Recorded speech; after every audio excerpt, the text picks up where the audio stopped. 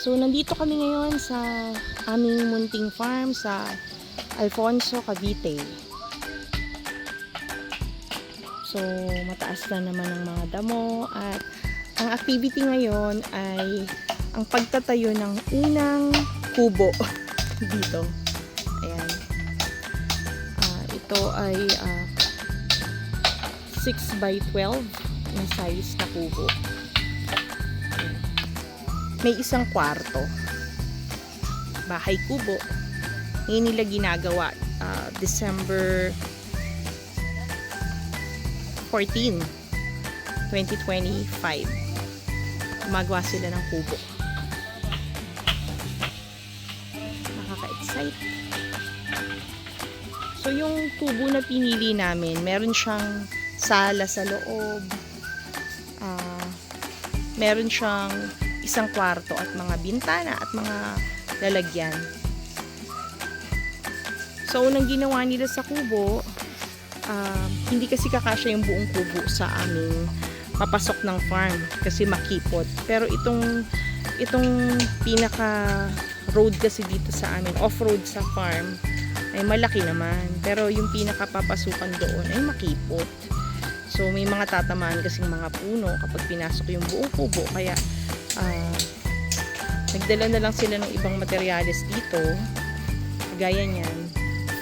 Yung lamesa, yung sa mga kisame. Ito yung part to ng ng bubong. So, binuo na nila yan doon sa kanilang site. Nag-treat na rin sila ng kahoy. Yan.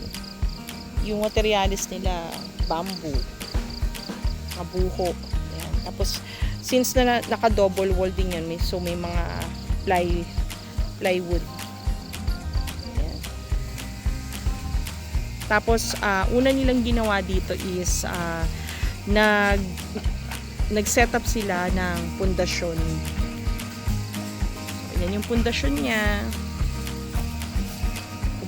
Ginawa nila yan para matibay, para kung halimbawa bumagyo, humangin ng malakas, matibay yung kubo. Yan, so makikita niyo yung pundasyon sa ilalim. Ako na-excite na kami sa kubo, bahay kubo, kasi kahit pa paano may pahingahan na kami, magkakaroon na ng pahingahan. Ayan, so kung makikita nyo, meron kasing ibang klase ng kubo na lang siya, hindi siya double wall. Ito kasi double wall. Yan, may plywood sa loob.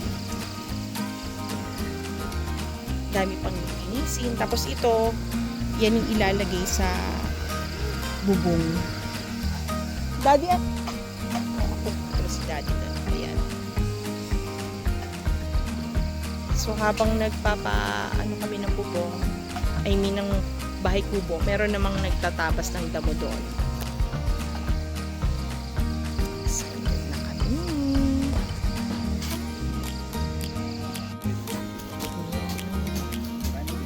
Kalabasa. Yung kalabasa lang ng ilan.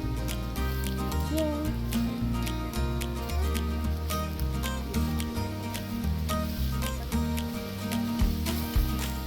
May sitaw na oh. Sitaw. May bunga na. Sitaw. Yung tinanim namin nung nakaraan. Yung mga bunga na. Tapos yun, may sitaw pa ako dyan. Since ngayon pa lang kasi nag-grass cut. Tapos, ang dami pang lilinisin. Yun yung kubo. Ginagawa. Dito. Lilinisan pa to. Ayan ang saging. Senyorita. Ganyan pala yung tsura ng senyorita oh. So, puro senyoritang saging pala to.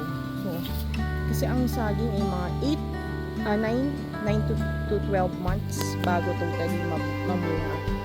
So, ayan, meron kaming senyorita. Wow, sarap na. Senyoritang saging.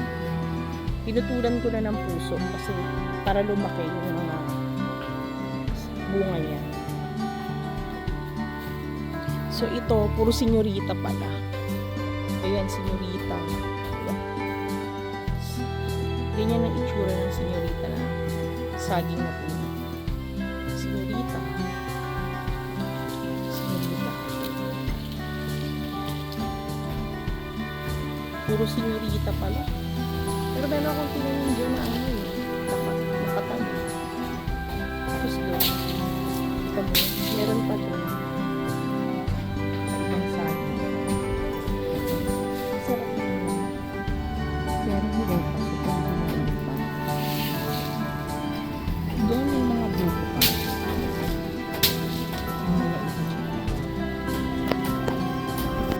Ngayon naman, nagpapagrass cut kami.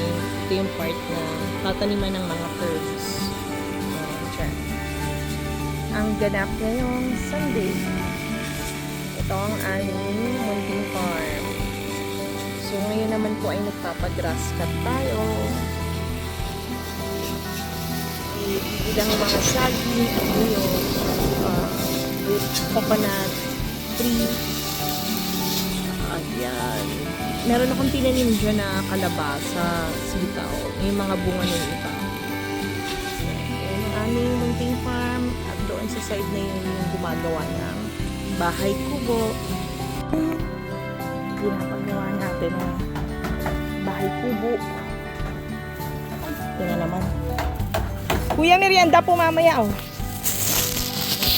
Merienda. Saan ko ba lagay? Ito lang. Oo. Sige. Yan. Kasi aalis na rin kami. Oo. Malalagyan po ng bubong yan, oh. Oo. Sige po. Yan, pinapagawang bahay kubo. Kainitan. Nag-lunch na ho kayo?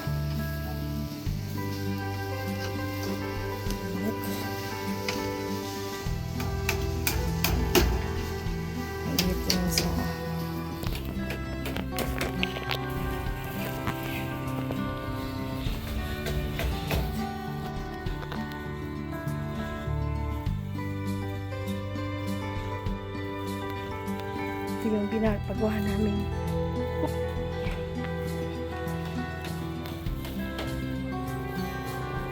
Ayan na siya. May frame na ano. Pinatapos pa nila.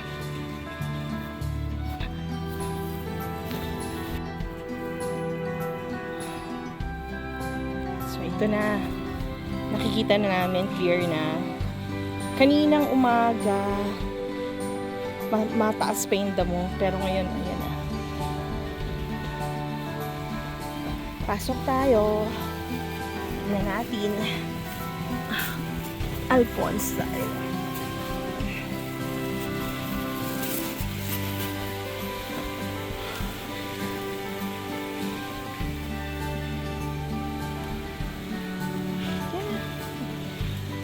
Na-clearing na.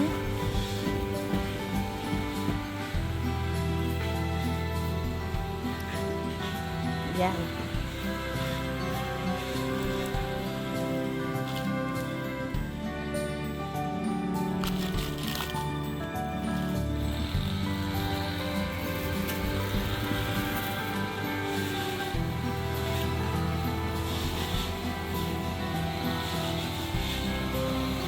Kukuha na ako ng dahon ng saging. Sila, dito na.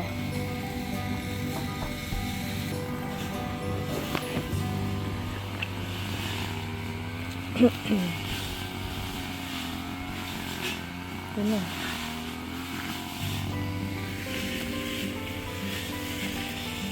Yung papaya ko, tumaba na, pero kulang ng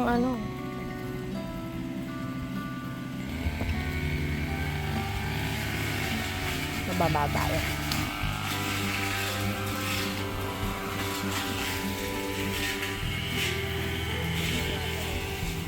Ha? Yung alin? Panglad. Panglad.